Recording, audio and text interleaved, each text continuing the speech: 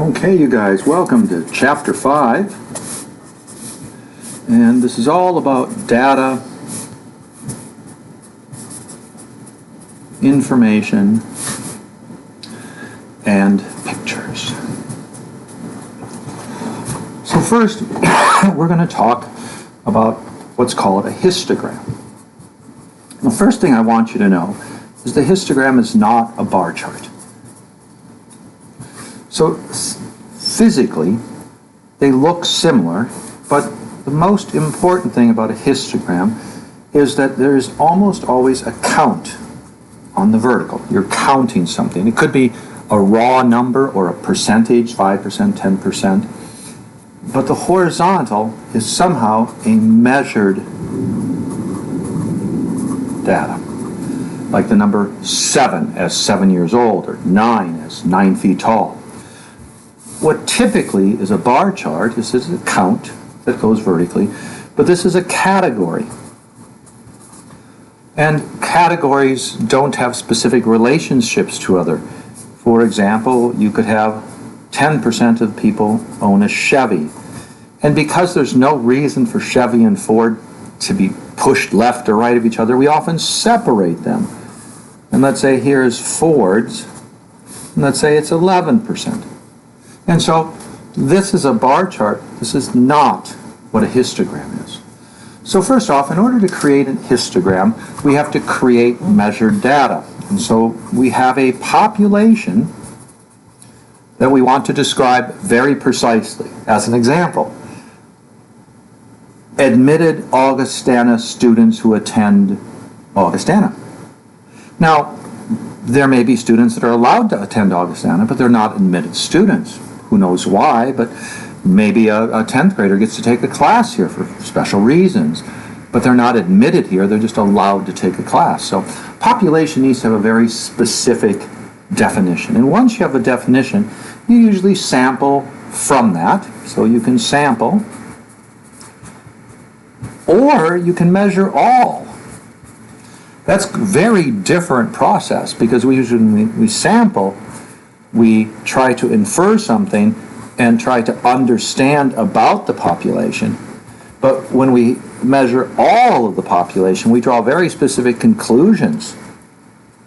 And now we also could make inferences, but in general, samples are to draw inferences, while a complete population is to draw conclusions. Now, let's suppose I measure the age of students in my Math 140 class, and we discover we have one 17-year-old, 12 18-year-olds, 15 19-year-olds, 7 20-year-olds, and 1 21.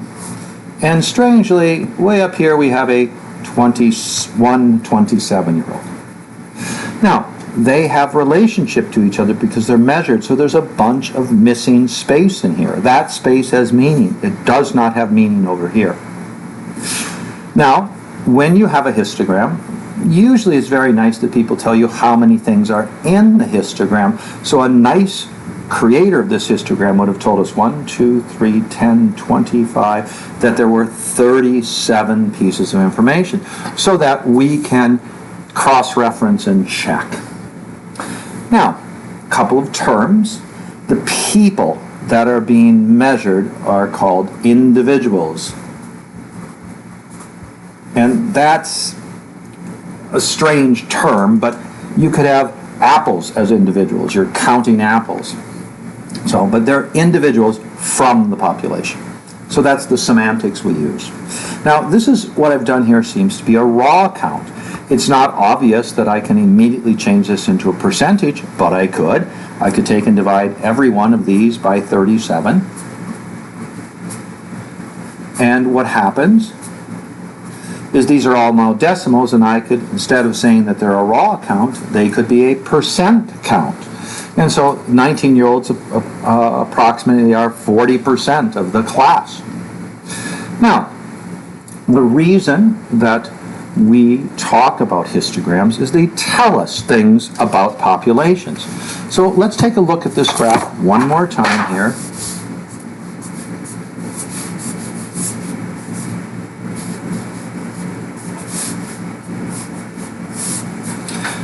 I'm not going to define the x-axis at the moment, but I'm going to tell you initially we had a frequency that occurred. Frequency is a fancy way of saying how many. But what's nice about a frequency is that the frequency could be expressed as a percentage and the frequency could be expressed as a raw count. It's a more general term. And this picture of what has happened as an entirety is referred to as a distribution. Now, the distribution in any time that you have data is somehow telling us information. For example, here we have a peak. Most students in my Math 140 are 19. Now, that may not be all that of an interesting fact, but it's still something I can use to describe the population as a whole as a summary type. But also, I have a minimum age of 17, and we had a maximum age of 27. So that kind of is talking about how the ages are spread. That's very interesting, a min and a max. Now, there's something else that we could do with this data. We could describe that it generally has a shape of a hump, a normal curve.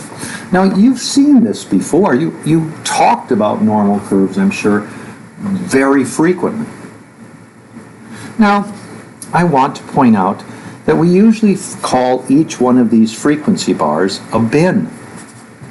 It's collected people together.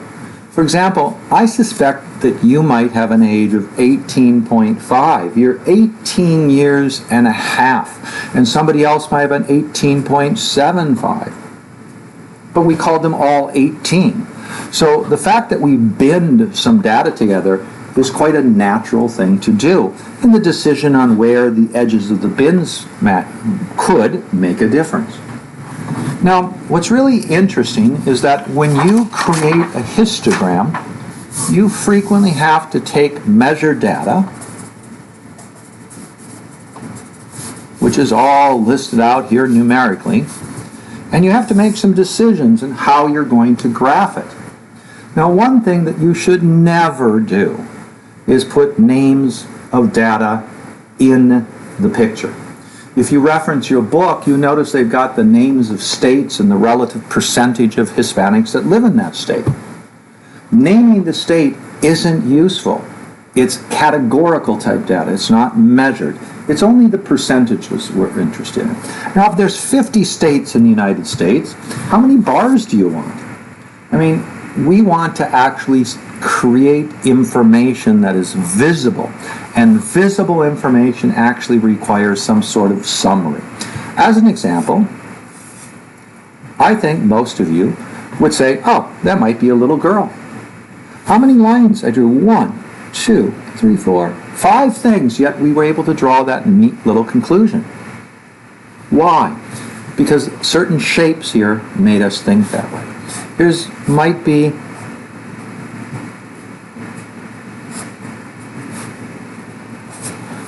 the picture of a man. Why? Narrow waist, broad shoulders. Yet very little information is used to translate that info to you. So, when we have a lot of data, we might decide, oh, I need to find the min, got it. Need to find the max, got it.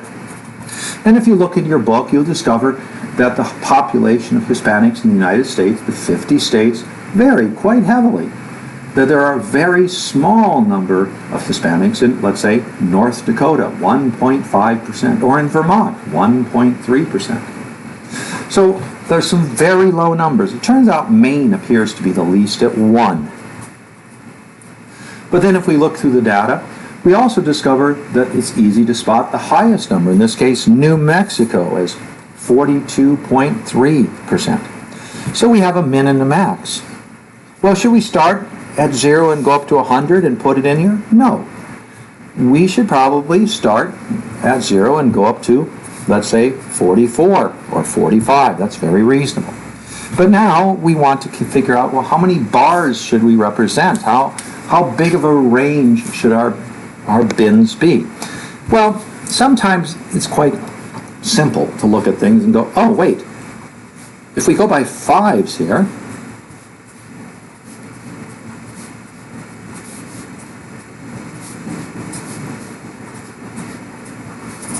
there's a pretty neat, simple breakup.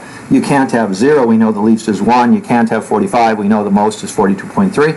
But hey, we do have to pick some edges. Now, the problem with something like this is there might be a state with exactly 5%. Which way are we going to go? And we usually indicate with a very simple arrow where the edges go. That means 0 is in this bin, but not 5. 5 is in this bin, but not 10. That's called an open and closed interval. Now you go through the data and you can just count. How many are 0 or up to 5? How many are 5 up to 10? And then you just make sure your axis has a good picture. Now, turns out the picture for this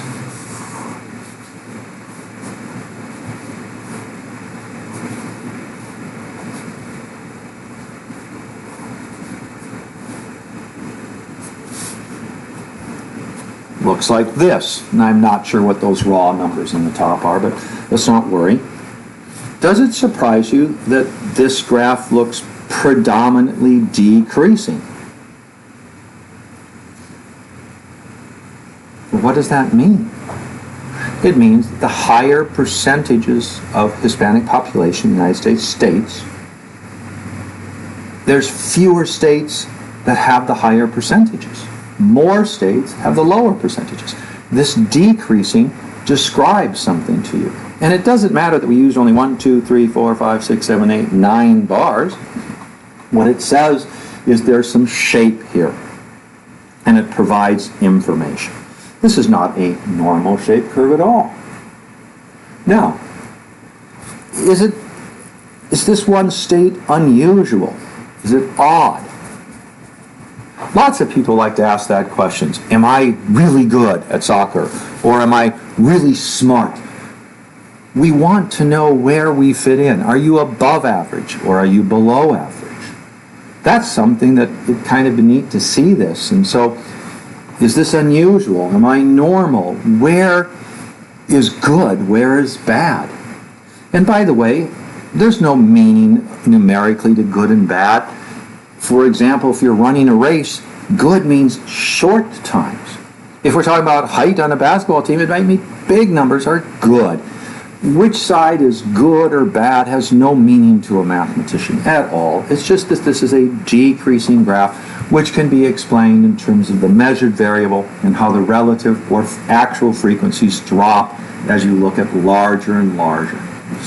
So what do we hope to say about a distribution? Well, there are a couple of things. First off, shape. And that's what I actually said to you. It was decreasing.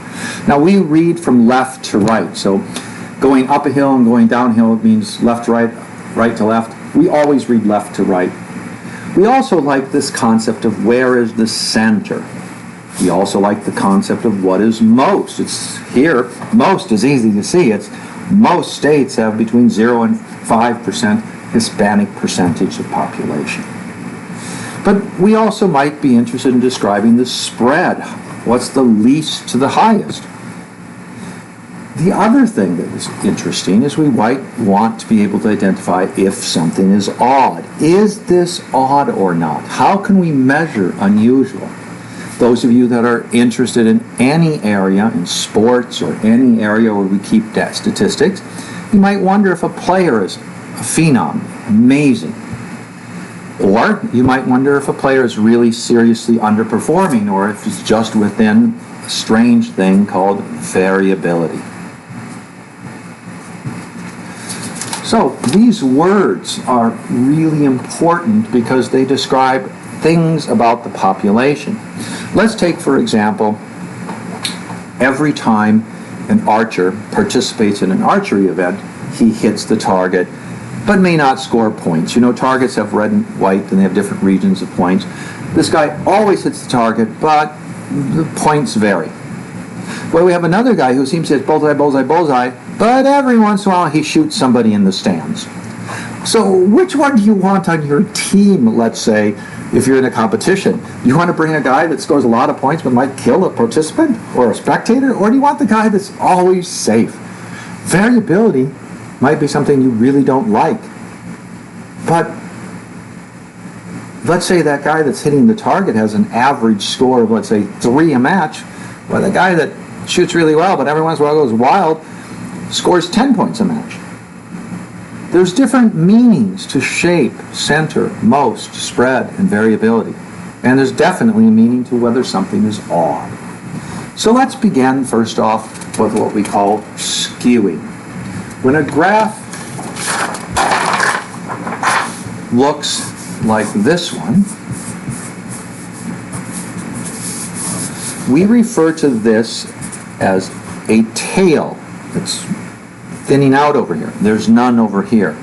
So if the tail is to the right, we call it right skewed. If the tail is to the left, we call it left skewed. But we want a fairly significant tail. So let's say we've got 3 on the left and 4 on the right. Do we want to call that right skewed? Well, the answer is probably not. We don't have a real good formal definition, but we want it to be visually clear that we have a right tail or a left tail. Now, what does skewing mean?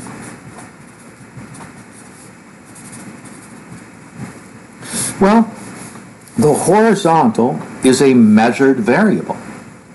What this is saying is there's not very many in terms of a count over here, but we have lots of different descriptive measurements in the skewing. So what skewing means is we have a wide variety in the direction of skewing of measured variables. If this was a basketball team, it says we've got lots of different men or women, players, with quite wide different heights. But here it says a lot of players all have the same heights. Different description, few players. Lots of descriptions, maybe few players. Lots of players, few descriptions. Now, some shapes are very simple.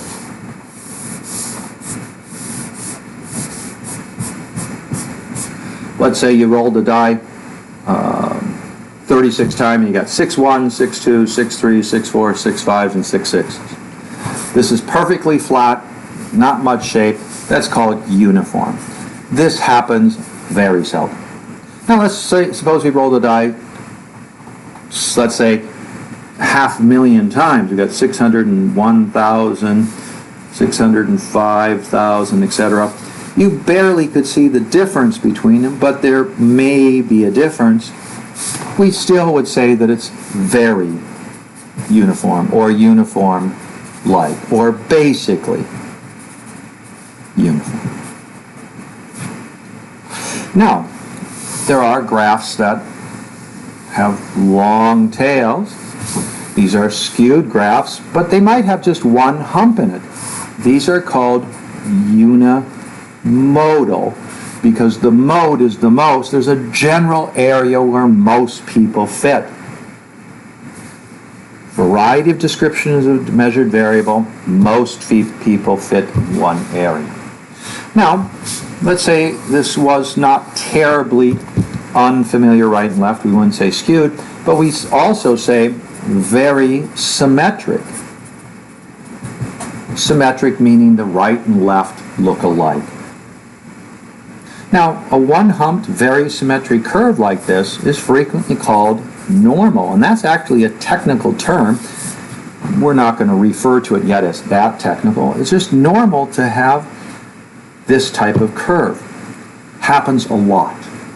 However, since we have the term unimodal, we actually have the term bimodal, trimodal. And I'm going to show you a distribution of measured heights of Augie students. And guess what? It looks like this.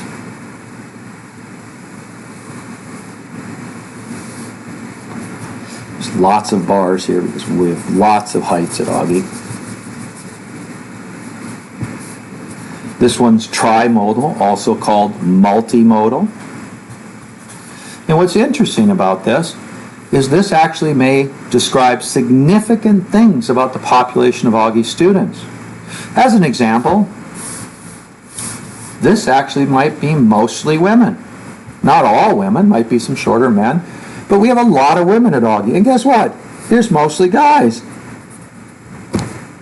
Oh, what's this? Maybe this is some wrestlers. We have, some small weights in the wrestling team. Maybe that represents the wrestling team.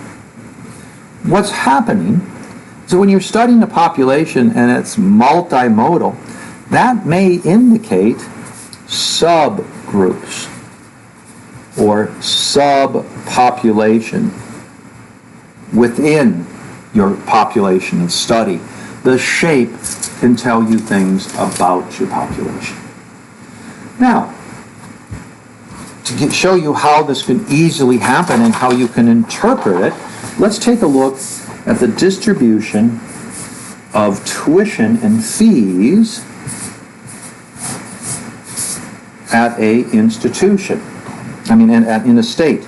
Here's a state that has tuition and fees. This is the low end, this is the high end. And the question is, why does it appear that we have three modes? Well, this could be, let's say, junior colleges or community colleges, which are designed usually not for terminal degrees, just to get continuing education and maybe lead to other situations. Very low cost. Here might be most of the state schools and other schools, and they're quite normally distributed, a little cheaper, a little higher. And maybe this is some elite schools in the state, and they got quite a number of them. Maybe this is the state of Massachusetts that's got lots of elite schools. We can start seeing descriptions of the population from the picture that we make. Now, there's a common way to make a picture very quickly, and this is to write the numbers without a decimal point, not necessary. We'll add it where needed. But let me take the following numbers. Suppose I have 1.0, 1.0, 1.3, 1.5, 2.1, 2.2, 2.3. I got all this data all the way to 42.3. This was the data on the percentage of Hispanics in each state.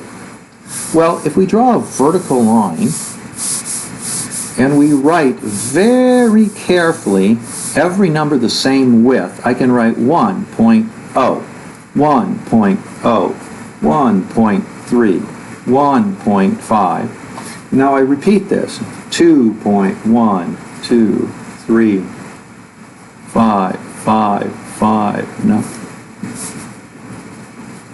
2, 5, 7, 8, 8, 4, 0, 3, 6, 6, 7, 8, 5.0, 6.7, 8, 9, 7.1, 2, 2, 3, 5, 5, and we continue.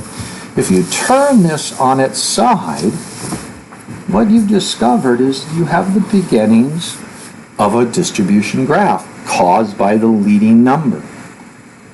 Sometimes you put two leading numbers in there. Maybe your data is 110, 117, 138, 139, 154, and let's say up to 168. You might do 11, 12, 13, 14, 15, 16, and then write the rest of the numbers over to the right and create, again, a graph by looking on its side, by putting 110, 117, 138, 139, 154. Now, this type of picture is not a summary. It is all of the data, but it is a quick way, by doing it this way, to create what we call a stem and leaf plot. You pick your stems and the leaves are put in there. All right, that means we made it up to gathering more information from our data. What we're going to do next is average, or the mean, the mode, which is the most. Is there another measurement of where the center is? Yes, there's something called the middle, and that's called the median. We're going to investigate that next time and see what that tells us about data and how useful that is. We're going to have some formulas, but nothing too bad. All right, there we go.